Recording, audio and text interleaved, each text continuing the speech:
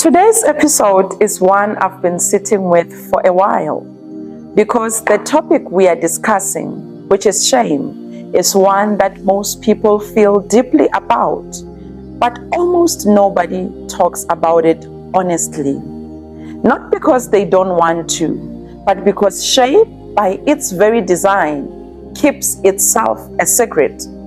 It tells you that if you let it out, if you name it, if you let anyone see it, something terrible might happen. Maybe you might get rejected, which is the very thing that you are afraid of yourself. So people carry shame quietly for years, sometimes for a lifetime. And today I want to sit with you in it, not to perform vulnerability, not to make it into something inspirational before it is ready, but to name it honestly and to understand it clearly and to begin to see why the very thing that shame tells you to avoid, which is honesty, is the beginning of its undoing. Because shame lives in the silence and it dies in the light. So when we bring all aspects of our lives which have been subjected to it into light, we experience life differently. So welcome back to Clean Slate. If you are new, thank you for coming. You are welcome here. And this episode is a good episode to also start with.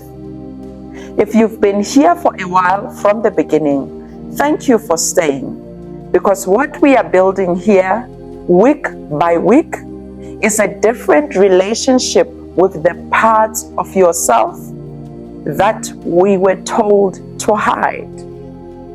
So well done for coming thus far.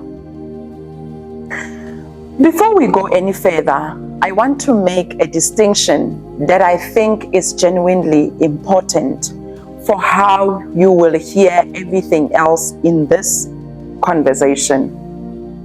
And that is the understanding of the difference between guilt and shame.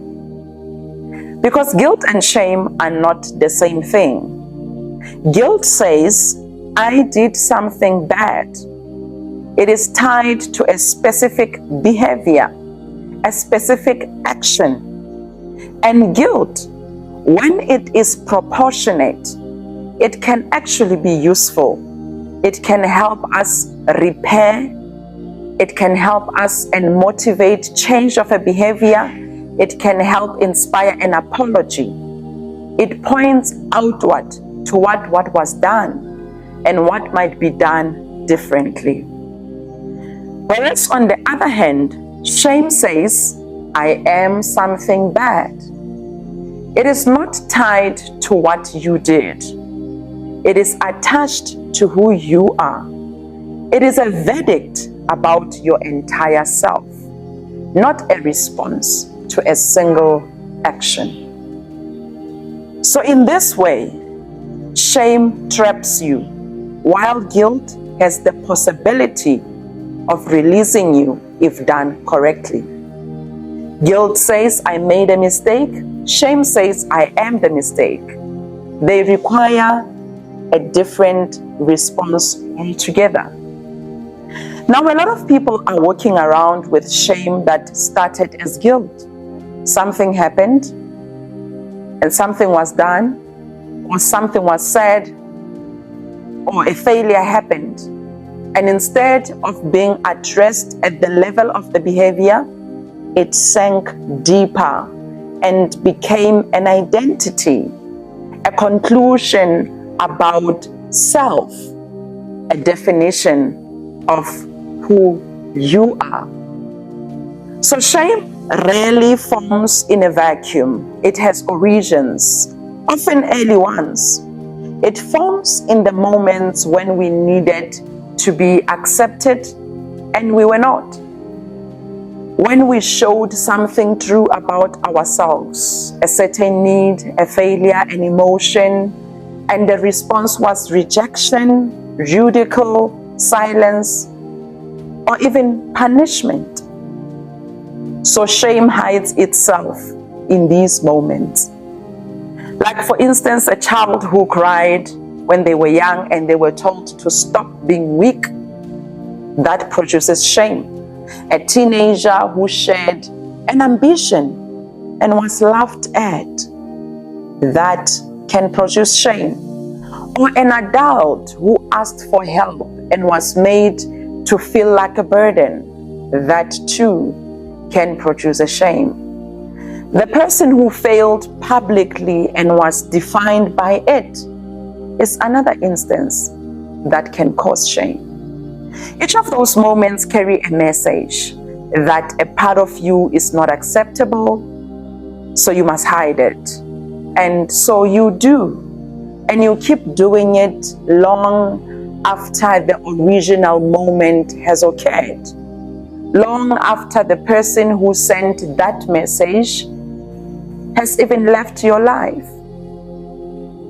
The voice of shame is rarely your own. It is normally borrowed, usually from someone who had no right to lend it in the first place. So shame kept in silence does very specific things. I want to name a few of them so that you can recognize some of these that you might be living under. Shame can make you hide, not just the specific thing you are ashamed of, but you can hide increasingly large parts of yourself, because the more you protect the secret of shame, the more the secret defines your boundaries. Sometimes you can't even define how much of yourself you have hidden from your society. The second thing shame can do is also to make you a perfectionist. If the fear is that your inadequacy will be discovered, the response is to try to be beyond reproach, to always think you are right, or to always put the best version of yourself out there, to build a version of yourself that no one can critique, which is exhausting and never enough, because by human nature, we were meant to evolve. Shame makes you numb. When you cannot afford to feel the shame, you often shut down your emotional access more broadly. The feelings that could also bring joy and connection and aliveness, they get caught in the same net of what you are trying to protect. And it can make you feel isolated, because real intimacy, the kind that comes from being truly known, requires you to bring parts of yourself into light that were not normally there. And shame cannot survive the light. So the loneliest people in the world sometimes are often surrounded by others, but hiding from all of them internally. Here is what decades of research and what human experience consistently show: that shame loses power when it is spoken in the presence of someone safe. Not necessarily a broadcast, not necessarily a performance, not turned into a brand or a platform, but spoken about honesty to someone who is worthy of it also. This is why sometimes therapy works at its core, not because therapists have some magical answers or magical powers to offer, but because they create the consistent, safe context in which shame can be named and received without rejection. And the naming over time separates the shame from the identity. It works in trusted friendships too, as well as faith communities if it is done right. In recovery groups and in spaces where the norm is honesty rather than performance. So then the question is not whether you should name your shame. The question really is, who is safe enough to name it to? You do not need to tell everyone. You need to tell someone. One honest, safe conversation can begin to undo what years of silence have previously reinforced. And you deserve that. You deserve to be heard. You deserve that area of life that experiences shame to be exposed and observed. If you don't have a safe person right now that is worth acknowledging and worth working towards, a counselor, a therapist, a trusted mentor can normally be recommended. Not because you need to be fixed, but because you deserve to be heard. And that in itself brings healing. I want to close today with something simple.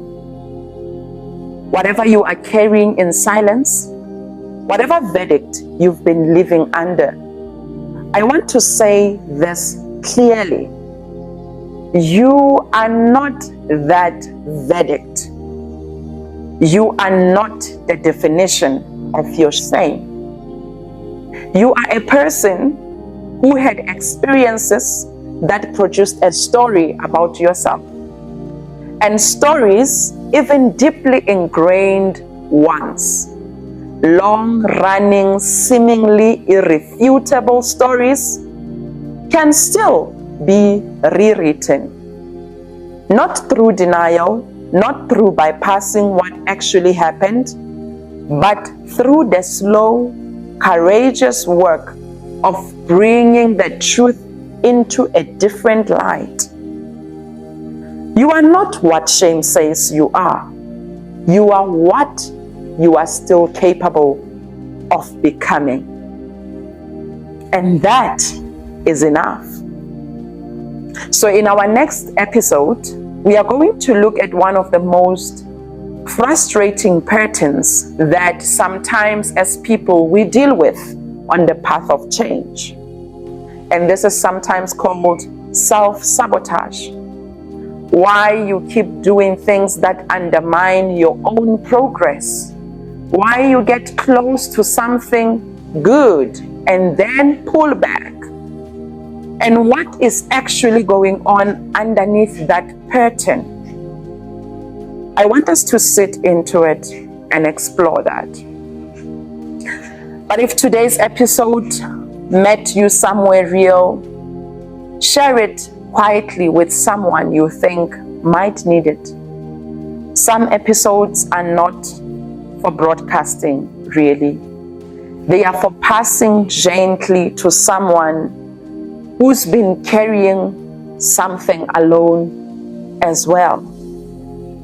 And by helping you name it, they take power over it. So thank you for staying with me today in this episode while we go through these difficult matters. Continue to take good care of yourself. I mean that. Because you need you the most. This is Clean Slate, and my name is Maente Skosana. I will see you in the next episode.